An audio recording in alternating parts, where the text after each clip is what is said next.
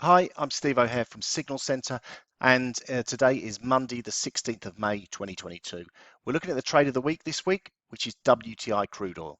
Now, we're bringing this analysis to you. We're looking at the technical analysis, and also we'll take a look at the news sentiment analysis to give you a little bit more of an overview of what we see going on from that point of view. Now, we'll start with a weekly chart. Now, the impulsive move higher looks to have topped out in with the price action we saw from the week of the 7th of March. We saw a high at 126.30 and we saw this correction lower. We'll drill down to it, make it a little bit clearer in this corrective channel formation.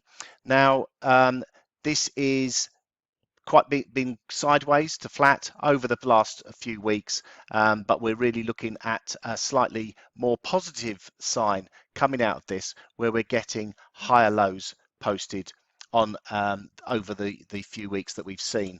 This is a lot clearer on the daily chart. Let's show it here. We had this double bottom type formation after the sell-off. Really need to get a break of 115.76 to see that play out. But also we're seeing further potential upside from the higher lows that are being posted. This is the 25th of April, obviously, and the 11th of May.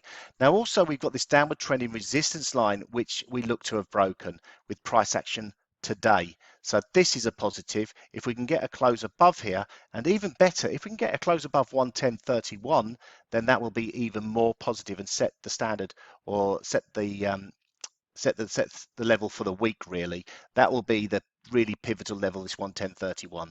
A break above and a close above there, really positive. If we manage to, if the bears manage to stem the gains, then we could see a little bit more of a pullback before eventually moving higher. It does feel like we are in that bullish scenario on the short to medium term. Now we can see these levels of support, this double bottom formation that we talked about on the daily chart, but also these higher lows. And for me, that signifies the potential for even double or treble top bottoms with breaks of these necklines here.